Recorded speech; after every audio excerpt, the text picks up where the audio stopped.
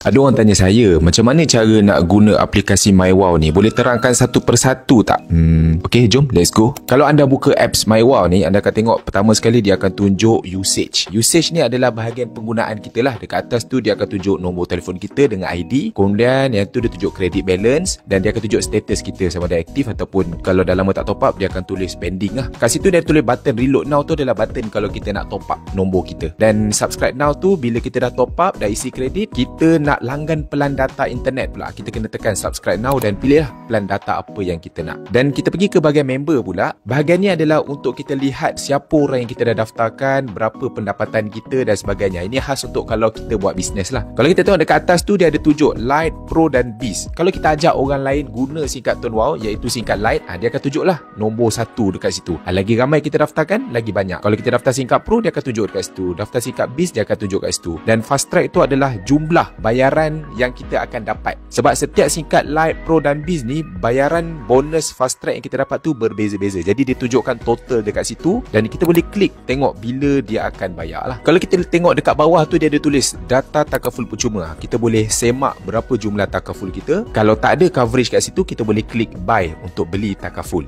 Nombor 2, bahagian genealogy ni, kita boleh tengok senarai nama orang-orang yang kita dah daftarkan. Nombor 3, downline dashboard ni pula, kita nak lihat berapa jumlah secara totalnya. Kita boleh tengok dekat tier 1, 2, 3 berapa jumlah pendaftaran dekat situ. Genealogy dia tunjuk senarai nama yang kita dah daftarkan. Downline dashboard ni dia tunjuk jumlah pula. Insentif pula adalah untuk kita lihat kita punya commission top up berapa. Kita boleh semak setiap bulan commission top up kita berapa dekat situ. Profile detail pula kita boleh klik untuk kita lihat kita punya serial number, kita punya document info lah. Dan kita nak update nama pewaris kita siapa, boleh dekat sini. Dan kita boleh juga lihat account bank kita sama ada dah update ke belum. Kita pergi ke bahagian nombor 3, registration pula. Dekat nombor 1, register tu, itu adalah untuk kita nak daftarkan ahli baru. Membership upgrade ni, jika kita nak upgrade kita punya membership, contohlah kita ni pakai singkat Lite, kita nak upgrade kepada Biz sebab kita nak dapat komisen lebih besar, kita boleh upgrade dekat situ. ToneWow MMP submission ni, kalau kita ni asalnya daftar nombor baru dulu sebab nak test dulu sama ada line okey ke tak okey kan. Kemudian kita berpuas hati dan kita nak tarik nombor lama kita ke dalam ToneWow, tapi nombor baru tu kita nak buang. Jadi kita bolehlah pergi ke ToneWow MMP submission ni untuk buat proses tersebut. Check MMP status ni, jika kita daftarkan pelanggan dan pelanggan tu kekal nombor lama, kita boleh semak dia punya status proses kekal nombor lama tu dah berjaya ke belum. Upgrade ataupun check SIM ni, ini adalah jika kita dah beli SIM card extra, kita beli Lite 10 keping. Tiba-tiba bila kita dah cerita dekat kawan kita dia nak pakai SIM card Biz. Jadi kita boleh je upgrade SIM card Lite kita tu kepada Biz, kemudian baru kita daftarkan dia.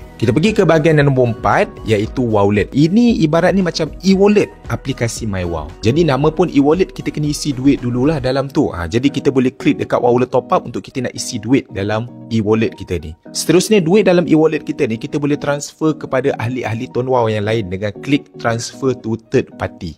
Dan prepaid reload ni pula adalah untuk kita top up. Anda boleh klik button prepaid reload ni jika anda nak top up. Dia akan tolak duit dalam wallet anda ni masuk ke dalam kredit nombor ToneWow anda tu.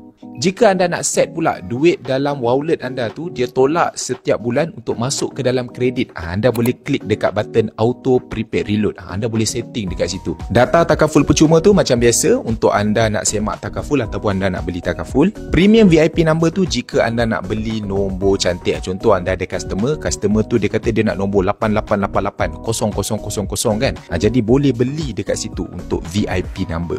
Change pin code tu kalau anda nak tukar pin lah. Pergi ke sebelah bahagian voucher. Ini adalah point voucher dekat atas tu dia tunjuk. Setiap kali anda lakukan top up, anda akan dapat point voucher. Jadi point ni bila dah banyak, anda boleh tebus. Nak tebus apa? Anda boleh tebus data, kredit, validity. Anda nak tebus dekat GrabFood, GrabMart, Grab, Watson, T-Life, Secret Recipe, semua ada dekat sini dia tunjuk. Touch and Go pun boleh. Anda boleh tebus duit masuk dalam Touch and Go e-wallet, dan sebagainya. Jadi ini adalah senarai yang boleh anda tebus. Jadi inilah video penerangan bagaimana anda nak gunakan aplikasi MyWow. Dapat sesuatu?